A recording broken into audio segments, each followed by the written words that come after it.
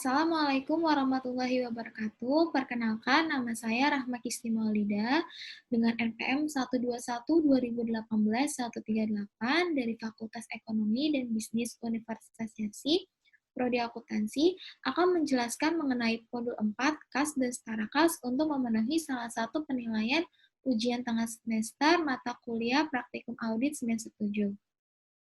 Di sini ada langkah-langkah yang harus kita lalui. Yang pertama yaitu mahasiswa mempelajari dengan teliti dan cermat penjelasan kasus di modul 1 dan serta bagian lain di modul 1 dan 2 terkait kasus yang relevan. Lalu yang kedua diminta A. Mempelajari kuesioner pengendalian internal, B. Menyiapkan prosedur audit yang akan dilakukan untuk audit, C. Memberikan penjelasan setiap prosedur audit secara baik dengan menggunakan data yang ada di buku 1 dan buku 2 praktikum audit, dan D. Memberikan penjelasan setiap prosedur audit dengan menggunakan indeks atau schedule yang tersedia di buku 2, E. Memberikan usulan jurnal koreksi atau temuan di masing-masing modul, dan F. Menjelaskan dampak usulan koreksi audit terhadap keras kerjaan neraca dan laba rugi. Sekarang kita akan langsung masuk ke yang A, yaitu mempelajari kuesioner pengendalian internal. Jadi, di dalam modul 4 ini ada dua kuesioner. Yang pertama yaitu penerimaan kas bank dan pengeluaran kas bank. Sekarang kita akan ke kuesioner penerimaan kas bank. Di sini, untuk penerimaan kas dan bank, kuesioner utamanya yang mengisi itu adalah pihak perusahaan.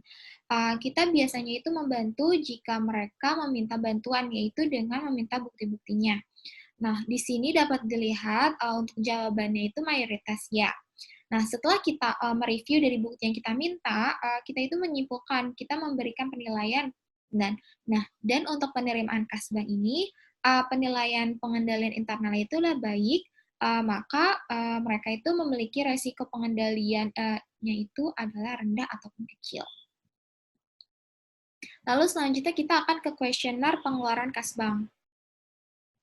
Untuk yang pengeluaran kas dan bank ini ada beberapa section. Yang pertama itu ada pengeluaran cek, terus ada rekonsiliasi bank, lalu ada kas kecil. Nah, untuk pengeluaran cek itu yang dibahas itu berfokus kepada verifikasinya, seperti siapa yang mengotorisasi, terus prosedurnya itu bagaimana jika ada persetujuan atau penandatangan cek.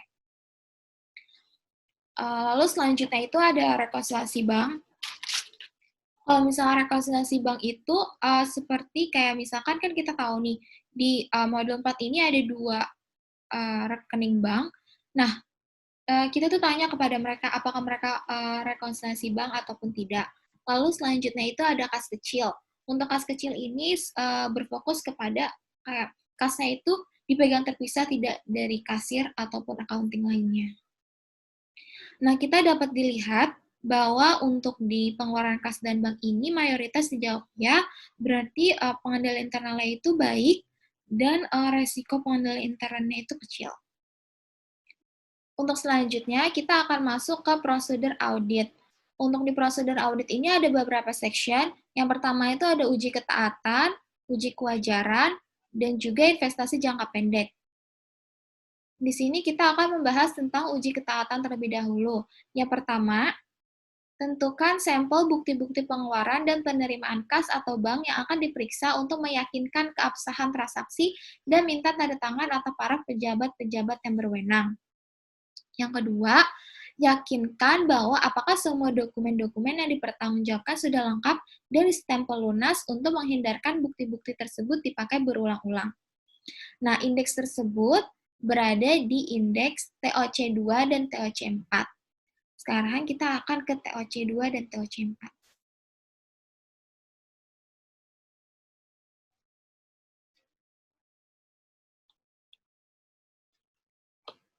Nah, ini merupakan indeks TOC2.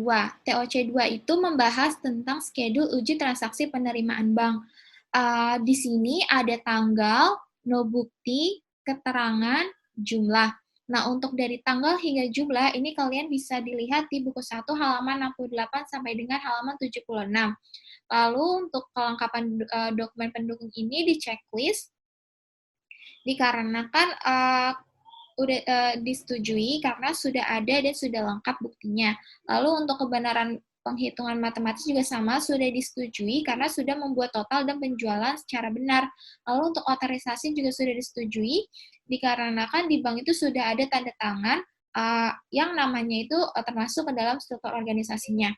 Lalu untuk kebenaran nomor akun, ini pun sudah benar, dan begitu pun untuk kebenaran posting sudah benar karena sudah diposting. Lalu untuk yang TOC4, untuk TOC4 itu membahas tentang schedule uji transaksi pengeluaran bank. Untuk tanggal, no bukti, pengeluaran, keterangan, dan jumlah, itu ada di buku 1 halaman 104 sampai dengan 112. Lalu untuk kelengkapan dokumen pendukung, itu sudah disetujui karena sudah ada dan sudah lengkap juga. Untuk kebenaran perhitungan matematis juga sudah disetujui karena sudah membuat total dan penjualannya itu sudah benar. Lalu untuk otorisasi juga sudah disetujui karena sudah ada tanda tangannya, buktinya ada di halaman 104 sampai dengan 112. Dan begitu pun untuk kebenaran nomor akun dan kebenaran nomor posting. Selanjutnya kita akan kembali ke prosedur audit. Kita sekarang akan masuk ke uji kewajaran bagian kas nomor 1. Yang pertama, siapkan schedule utama dari kas dan setara kas. Ini ada di indeks C. Kita akan ke indeks C. Nah, indeks C ini membahas tentang kas dan setara kas. Lalu selanjutnya nomor 2, lakukan perhitungan kas atau cash count secara mendadak dan serentak untuk semua jenis kas yang ada di perusahaan, serta dibuatkan berita acara pemeriksaan. Lalu yang ketiga, yakinkan bahwa buku kas telah ditutup per tanggal pemeriksaan dan semua bukti pengeluaran dan penerimaan telah dibukukan. Lalu yang keempat, bandingkan saldo kas menurut perhitungan kas dan saldo buku kas. Prosedur audit ini ada di indeks C1 dan C2. Sekarang kita akan masuk ke indeks C1 dan C2.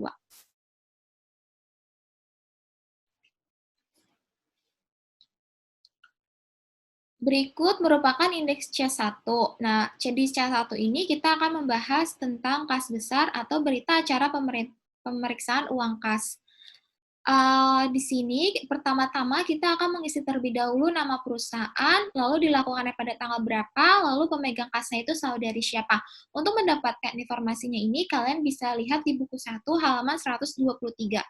Untuk nama perusahaannya yang kita dapatkan yaitu PT Sugus. Untuk dilakukannya itu pada tanggal 5 Januari 2019 pada pukul 16.30 hingga 17.00 WIB, lalu pemegang kasnya itu saudari Sabrina. Lalu di bawahnya ini ada sisa uang kas menurut buku kas, ada uang kas dalam kas, lalu ada juga selisih uang kas. Sekarang kita akan membahas terlebih dahulu A, yaitu sisa uang kas menurut buku kas. Yang pertama yaitu sisa menurut buku kas pada tanggal 31 Desember 2018 itu senilai 3 juta. Hal itu didapatkan dari buku 1 halaman 15 bagian neraca saldonya. Lalu yang kedua itu ada mutasi dari tanggal 1 Januari 2019 sampai dengan 5 Januari 2019 dengan jumlah debit sebesar 24 juta dan jumlah kredit sebesar 24 juta. Hal ini bisa didapatkan dari buku 1 halaman 124 dengan penjumlahan debit dan kreditnya. Lalu sisa buku kasnya itu pada tanggal 5 Januari 2019 itu sebesar 3 juta. Lalu untuk pemasukan yang belum dibukukan itu tidak ada, pengeluaran yang belum dibukukan itu pun juga tidak ada. Jadi jumlah uang kas menurut buku kas besar itu senilai 3 juta. Lalu selanjutnya kita akan membahas tentang uang dalam kas. Uang dalam kas ini dibagi menjadi 2, yaitu uang tunai dan dibagi menjadi 3, menjadi uang tunai, uang surat berharga, dan lain-lain. Di sini kita akan membahas uang tunainya terlebih dahulu. Di dalam uang tunai ini dibagi menjadi 2, ada uang kertas dan uang logam. Untuk uang kertas, bisa mendapatkan informasinya di buku 1 halaman 123. Yang pertama ada 125 lembar dikali Rp50.000 itu menjadi 6.250.000. Begitupun seterusnya. Jadi yang didapatkan uang tunainya itu sebesar 10.985.000. Lalu selanjutnya kita akan ke uang logam. Untuk uang logam, informasinya juga dapat ditemukan di buku 1 halaman 123. Di sini ada 14 keping uang logam dikali 1.000, berarti 14.000, dan begitu pun seterusnya. Berarti didapatkan uang logam itu sebanyak 15.000, maka jumlah uang tunainya itu sebanyak 11 juta. Lalu yang kedua itu ada surat-surat berharga. Surat-surat berharganya ini senilai 11.900.000. Ini didapatkan dari buku 1 halaman 123. Lalu untuk lain-lain atau bond yang belum diperhitungkan itu tidak ada. Maka jumlah uang dalam kas itu senilai 22.900.000. Nah, di sini terdapat kelebihan uang kas sebanyak 19.900. Tetapi ini itu tidak dapat di jurnal koreksi karena belum dicatatkan, belum dicairkan, tetapi sudah diakui oleh perusahaan, maka masuknya itu akan ke outstanding check.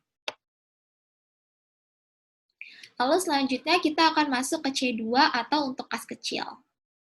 Di sini ada berita acara pemeriksaan uang kas kecil. Untuk nama perusahaan dilakukan pada tanggal berapa dan pemegang kasnya itu dapat ditemukan di buku 1 halaman 123, yaitu untuk nama perusahaannya merupakan PT Subus, dilakukannya itu pada tanggal 5 Januari 2019 pukul 16.30 sampai dengan 17.00, lalu pemegang kasnya itu saudari Sabrina. Untuk sisa menurut buku kas pada tanggal 31 Desember 2018, itu didapatkan dari buku 1 halaman 15 neraca saldo, yaitu sebesar 2 juta. Lalu untuk mutasi dari tanggal 1 Januari 2019 sampai dengan 5 Januari 2019 itu jumlah debitnya 0, jumlah kreditnya 0. Lalu untuk sisa buku kas pada tanggal 5 Januari 2019 itu tidak ada, pemasukan yang belum dibukukan itu tidak ada, lalu pengeluaran yang belum dibukukan itu juga tidak ada. Maka jumlah uang kas menurut buku kas kecil itu senilai 2 juta.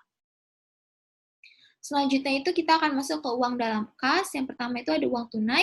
Di dalam uang tunai ini ada uang kertas yaitu 12 lembar senilai 50.000. Jadi hasilnya 600.000, begitupun seterusnya. Maka jumlah uang tunai itu ada 1.515.000. Lalu di bawahnya itu ada uang logam, ada 13 keping yaitu sebesar 1.000, maka hasilnya itu adalah 13.000. Lalu dan begitu pun seterusnya, maka jumlah uang logam itu ada 15.000. Lalu dijumlahkan jumlah uang tunainya itu ada 1.530.000.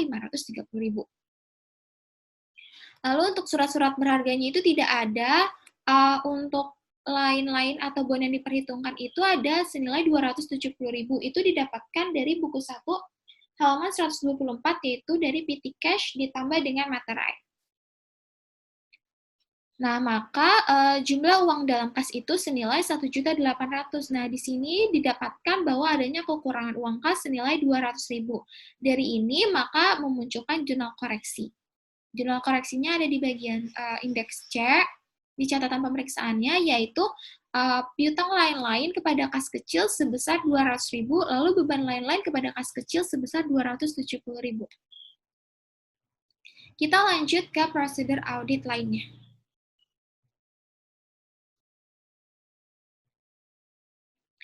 Yang kelima, apabila perhitungan kas dilakukan sesudah tanggal neraca, lakukan prosedur penarikan mundur atau traceback ke tanggal neraca. Dan bila dilakukan sebelum tanggal neraca, lakukan penarikan maju atau trace forward ke tanggal neraca. Ini kita lakukan di indeks C1. Lalu yang keenam, bandingkan saldo buku besar dengan saldo perhitungan kas setelah prosedur penarikan per tanggal neraca. Ini kita lakukan ke indeks C1. Lalu yang ketujuh, periksa penjumlahan atau voting cross-voting lembaran-lembaran buku kas secara uji petik, perhatikan pemindahan saldo pada lembaran tersebut ke lembaran berikutnya. Ini kita lakukan.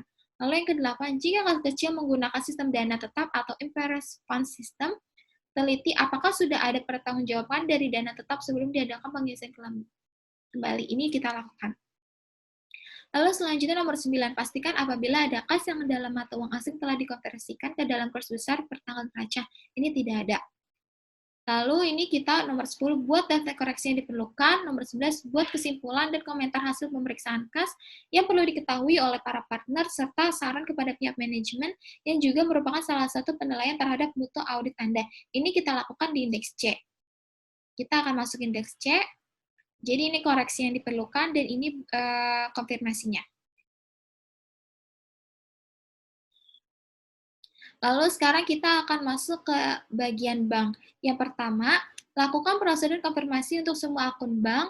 yang masih aktif maupun yang sudah tidak aktif. Ini ada di indeks CC3 dan CC4. Kita akan masuk ke CC3 dan CC4.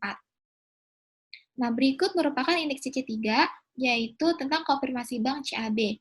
Untuk bagian jumlah, rekening, tingkat bunga, ini akan diisi oleh bank. Sekarang kita akan masuk ke CC4, yaitu konfirmasi bank Lopo. Begitupun sama seperti bank CAB, jumlah, rekening, dan tingkat bunga, ini akan diisi oleh bank. Lalu sekarang kita akan bagian kedua, yaitu minta dari klien rekonsiliasi bank dan periksa kebenaran rekonsiliasi tersebut meliputi pencocokan saldo R atau K dengan saldo buku besar bank, pemeriksaan cek atau giro yang masih beredar, dan setoran dalam perjalanan. Ini prosedur ini masuk ke dalam indeks C3.1 dan C4.1. Sekarang kita akan masuk ke dalam indeks C3.1 dan C4.1.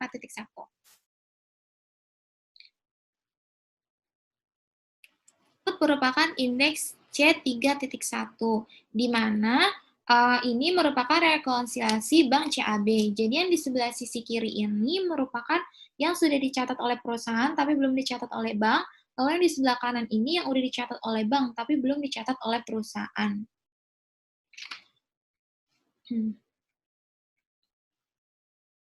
Jadi di sini saldo menurut rekening korannya ini dapat dilihat di buku 1 halaman 15 yaitu senilai 4.391.410.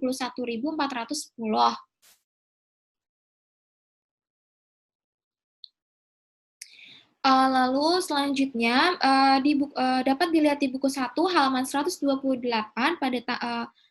pada tanggal 28 Desember adanya transaksi setoran dalam perjalanan. Nah, transaksi ini mengakibatkan deposit in transit atau perusahaan setoran dalam proses, atau uang yang telah diterima tapi belum dicatat oleh bank sehingga mempengaruhi rekening koran sebesar 20 juta. Maka jumlah penambahannya itu sebesar 20 juta. Lalu dapat dilihat di buku 1 halaman 28 itu terdapat transaksi, yaitu pada tanggal 26 Desember dengan keterangan pembayaran utang PT Caraka itu jatuh tempo pada tanggal 28 Desember 2018. Nah, pada transaksi ini mengakibatkan cek beredar atau outstanding check atau cek yang sudah diterima perusahaan namun belum dicairkan sehingga mengurangi rekening korannya itu sebesar 11 juta. Maka jumlah pengurangannya itu adalah 11 juta. Jadi untuk menghitung saldo yang sebenarnya yaitu menambahkan saldo menurut rekening koran ditambahkan dengan jumlah penambahannya lalu dikurangkan dengan jumlah pengurangannya. Maka dapat dihasilkan saldo yang sebenarnya itu adalah sebanyak 13.391.410. Lalu selanjutnya untuk saldo menurut pembukuan. Untuk ini dapat dilihat di buku 1 halaman 15 yaitu sebesar 5.849.910. Lalu selanjutnya ini dapat dilihat di buku 1 halaman 129 yaitu PT Lestari pada tanggal 14 Desember itu dengan keterangan KU masuk PT Lestari sebesar 10.600.000. Ini tuh adanya dia setoran clearing yang belum dicatat perusahaan tapi udah dicatat oleh bank sehingga mempengaruhi bertambahnya saldo pembukuan itu sebesar 10.600.000. Lalu selanjutnya yaitu dapat dilihat di buku 1 halaman 129 terdapat transaksi pada tanggal 28 Desember yaitu pendapatan jasa giro atau bunga dengan keterangan jasa giro itu sebesar 156.500. Maka ini mempengaruhi bertambahnya saldo pembukuan itu sebesar 156.500. Jadi jumlah penambahannya itu sebesar 10.756.500. Lalu selanjutnya pada tanggal bisa dilihat pada buku 1 halaman 107 ini tuh terdapat bukti pengeluaran bank PT Berkas sebesar 100.110.000. Nah, tapi dapat dilihat di buku 1 halaman 128 dan 129 itu tuh terdapat transaksi pada tanggal 3 Desember yaitu adanya kesalahan pencatatan atas pembayaran utang PT Berkat. Pada pembukuan itu dicatatnya 100.110.000. Tapi pada rekening koran itu 101.100.000. Maka adanya selisih sebesar 990.000 sehingga ini mempengaruhi saldo pembukuan itu senilai 990.000. Lalu selanjutnya, ini dapat dilihat di buku 1 halaman 129, itu ada transaksi 28 Desember dengan keterangan biaya administrasi sebesar 25.000, sehingga mempengaruhi saldo pembukuannya itu sebesar 25.000 di pembukuan. Lalu selanjutnya, ini dapat dilihat di buku 1 halaman 119, ini ada transaksi pada tanggal 28 Desember, yaitu cek kosong PT Berkat. Hal ini mempengaruhi berkurangnya saldo pembukuan sebesar 2.200.000. Maka untuk jumlah pengurangannya yaitu sebesar 3.215.000. Maka dari itu, untuk mendapatkan saldo sebenarnya yaitu dengan menambahkan saldo menurut pembukuan, lalu ditambahkan dengan jumlah penambahannya, lalu dikurangi dengan jumlah pengurangannya. Maka didapatkan hasil 13.391.410. Nah, hal ini menimbulkan jurnal koreksi yang ada di C3. Nah, ini merupakan jurnal koreksi dari Bank CAB.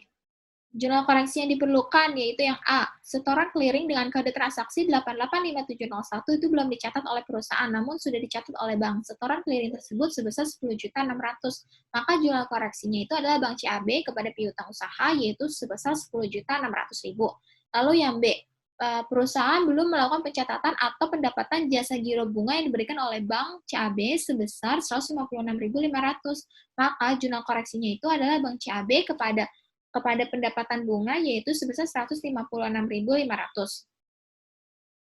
Lalu selanjutnya itu yang C, perusahaan belum melakukan pencatatan terhadap pembayaran biaya administrasi bank sebesar 25.000. Maka hal ini menimbulkan jurnal koreksi yaitu beban administrasi bank kepada Bank CAB sebesar 25.000.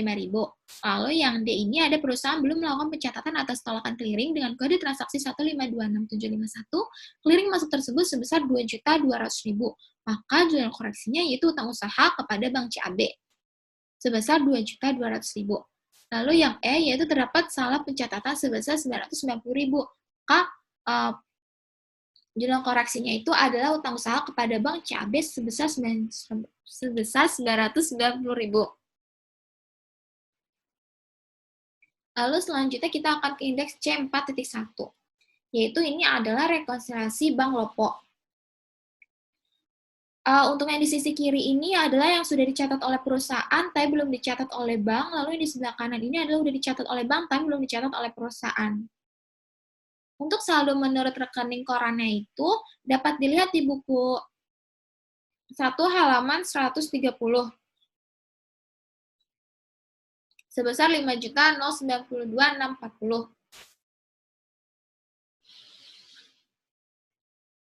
Lalu di sini dapat dilihat di buku 1 halaman 127, terdapat transaksi pada tanggal 26 Desember adanya kesalahan pencatatan PT Nuansa BG 083678 sebesar 37.500.000. Seharusnya PT Nuansa BG 35678. Transaksi ini dapat dilihat di buku 1 halaman 126 dan bukti bank masuknya itu ada di halaman 71. Transaksi ini mengakibatkan bertambahnya rekening koran sebesar 37.500.000. Lalu untuk selanjutnya, yaitu dapat dilihat di buku 1 halaman 127, terdapat transaksi pada tanggal 28 Desember dengan keterangan yaitu setoran tunai dari kas besar sejumlah 2 juta. Nah, transaksi ini itu mengakibatkan deposit in transit atau uang yang belum dicatat perusahaan tapi belum dicatat oleh bank. Sehingga mempengaruhi rekening koran itu sebesar 2 juta. Maka jumlah penambahannya itu sebesar 39.500.000. Lalu selanjutnya itu ada cek beredar pada tanggal 17 dan pada tanggal 21. Yang tanggal 17 ini sebesar 2 juta dan yang tanggal 21 ini sebesar 5.500.000, maka mempengaruhi saldo rekening korannya itu sebesar 7.500.000. Maka untuk menghitung saldo yang sebenarnya yaitu dengan menambahkan saldo rekening koran dengan jumlah penambahan dan dikurang dengan jumlah pengurangannya, maka didapatkan hasil 37.092.640 rupiah. Lalu selanjutnya untuk saldo menurut pembukuan. Ini dapat dilihat di buku 1 halaman 127, yaitu 127 sebesar Rp36.640.414.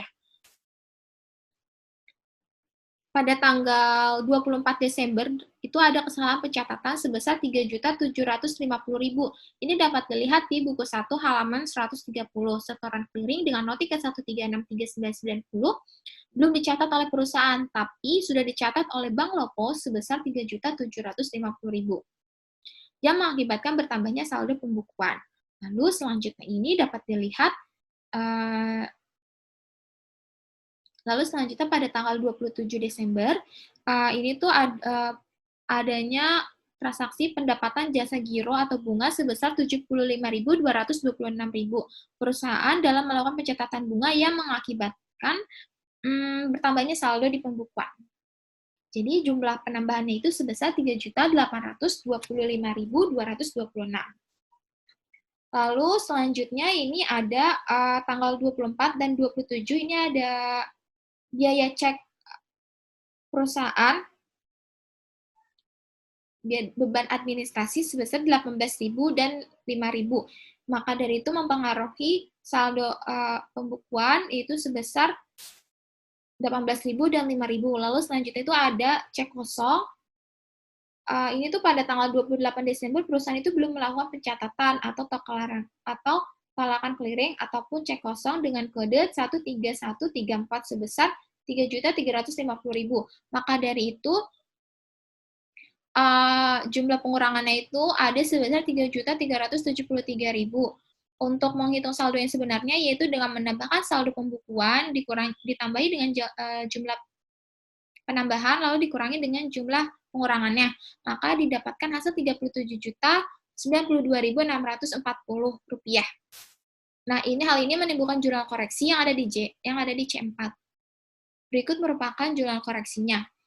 Yang A, yaitu setoran clearing dengan kode transaksi 136930 belum dicatat oleh perusahaan, namun sudah dicatat oleh bank. Setoran clearing tersebut sebesar Rp3.750.000. Maka jurnal koreksinya itu piutang usaha kepada Bank Lopo senilai Rp3.750.000. Lalu yang B, perusahaan belum melakukan pencatatan atas pendapatan jasa giro atau bunga yang diberikan oleh Bank Lopo sebesar Rp75.226. Maka jurnal koreksinya adalah Bank Lopo kepada pendapatan bunga sebesar Rp75.226. Lalu selanjutnya yang C, perusahaan belum melakukan pencatatan atas cek kosong sebesar Rp3.350.000. Maka jurnal koreksinya adalah piutang usaha kepada Bank Lopo senilai Rp3.350.000. Lalu untuk yang D, yaitu perusahaan belum melakukan pencatatan atas prabayar biaya cek atau giro sebesar Rp18.000, maka jurnal koreksinya adalah beban administrasi bank kepada Bank Lopo senilai Rp18.000. Lalu yang E, perusahaan belum melakukan pencatatan terhadap pembayaran biaya administrasi bank sebesar Rp5.000, maka jurnal koreksinya itu adalah beban administrasi bank kepada Bank Lopo senilai Rp5.000. Berikut merupakan jurnal koreksinya. Sekarang kita akan lanjut ke prosedur audit lainnya. Yang ketiga, yakinkan bahwa saldo bank yang dalam mata uang asing telah dikonversikan ke dalam kurs yang benar per tanggal neraca ini tidak dilakukan. Lalu yang keempat, yakinkan bahwa setiap pembukuan dan penutupan rekening bank mendapatkan persetujuan dari pejabat yang berwenang. Ini tidak dilakukan. Lalu untuk yang kelima, yakinkan bahwa tidak ada lapping atau window dressing dengan memeriksa bukti-bukti penerimaan dan pengeluaran akhir tanggal neraca.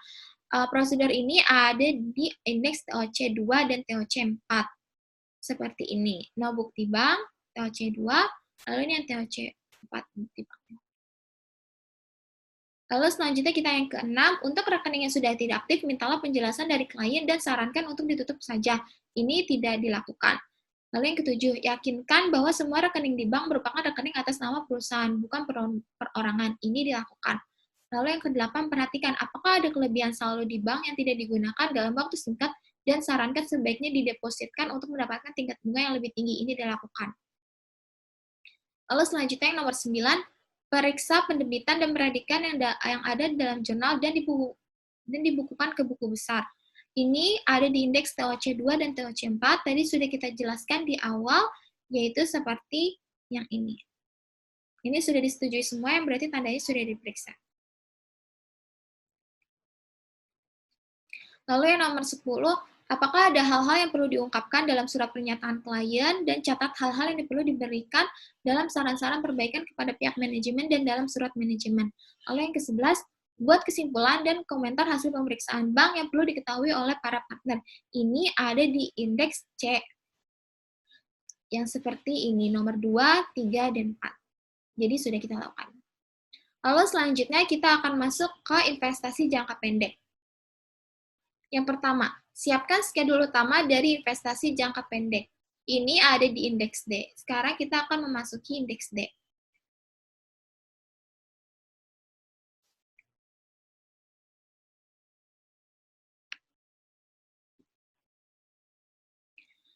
Nah, di dalam indeks D ini adalah mengenai schedule investasi jangka pendek. Jadi di dalam schedule ini terdapat dua akun, yaitu deposito berjangka dan investasi pada saham. Untuk mengisi data per kliennya ini dapat dilihat di buku 1 halaman 15 neraca saldo. Lalu untuk mengisi parenya yang menghasilkan 10 juta ini, yaitu dengan cara ada di sini, ada di bawahnya, yaitu dengan catatan pemeriksaan. Jadi pada awalnya saldo investasi sahamnya itu PT Subus itu mencatat sebesar 265 juta, tapi setelah dihitung seharusnya PT Subus itu mencatat sebesar 10 juta. Itu didapatkan dari 10.000 lembar saham PT Garam, itu dikalikan dengan 10.500 yang diperoleh dari harga perolehan pada tanggal 5 September 2018 senilai 105 juta. Lalu yang PT gudangnya itu senilai 20.000 lembar saham dikali dengan 8.500 yang diperoleh dari harga perolehan pada tanggal 5 September 2018 senilai 170.000. Maka ditambahkan mendapatkan hasil Rp275.000, lalu dikurangi dengan saldo yang ada di neraca saldo sebesar 265 juta, maka dihasilkan saldonya itu sebesar 10 juta. Lalu untuk yang kreditnya senilai 5.500.000 ini didapatkan dari harga perbandingan dari harga nilai wajar didapatkan senilai 269.500 lalu dikurangi dengan tadi yang diperoleh dengan harga perolehan yaitu 275 juta. Maka didapatkan hasil 5.500.000. Lalu untuk data per auditnya itu diperoleh dengan menambahkan data per klien ditambah dengan debit pare lalu dikurangi dengan kredit pare. Seperti itu. Lalu jangan lupa juga untuk selalu mengisi data yang dibuat oleh, diperiksa oleh, dan tanggalnya untuk melengkapi. Lalu di sini kita selanjutnya yaitu yang kedua, lakukan konfirmasi atas investasi yang dipegang oleh pihak lain apabila digunakan sebagai jaminan oleh pihak bank atau dikuasai oleh pihak broker atau pialang, ini tidak dilakukan. Lalu yang ketiga yaitu minta catatan kurs harga pasar pada tanggal neraca untuk saham dan bandingkan dengan harga belinya, ini tidak dilakukan. Lalu yang keempat, periksa transaksi mutasi penambahan dan pengurangan dengan melihat bukti pembelian dan penjualan serta apakah telah mendapatkan persetujuan dari pejabat yang berwenang, ini dilakukan. Yang kelima, lakukan verifikasi atas dividen tunai atau saham dan penerimaan bunga deposito, ini dilakukan. Lalu yang keenam, lakukan pengecekan pencatatan investasi apakah sudah sesuai dengan ketentuan standar akuntansi yang berlaku umum, ini dilakukan. Lalu yang ketujuh, perhatikan klarifikasi dari setara bahwa investasi tersebut segera akan jatuh tempo dalam 3 bulan atau kurang dari tanggal perolehannya, termasuk sebagai kelompok setara kas dan tidak dijadikannya sebagai jaminan, atau jika lebih dari 3 bulan termasuk investasi jangka pendek. Ini dilakukan di indeks C. Untuk prosedur audit sudah kita lakukan semua, kita akan kembali ke soal. Ini kita tinggal yang jelaskan dampak usulan koreksi audit terhadap kertas kerja, neraca, dan laporan laba rugi. Jadi, di modul 4 ini mempengaruhi ke indeks A21, yaitu kas dan setara kasnya senilai 27.893.726 dengan dikreditnya 200.000. Lalu mempengaruhi investasi jangka pendeknya senilai 10 juta dan dikreditnya itu 5.500.000. Lalu mempengaruhi piutang lain-lainnya juga sebesar 200.000. Lalu mempengaruhi di indeks A3.1, yaitu beban lain-lainnya sebesar 318.000 dan pendapatan bunga-bunganya itu senilai 231.726.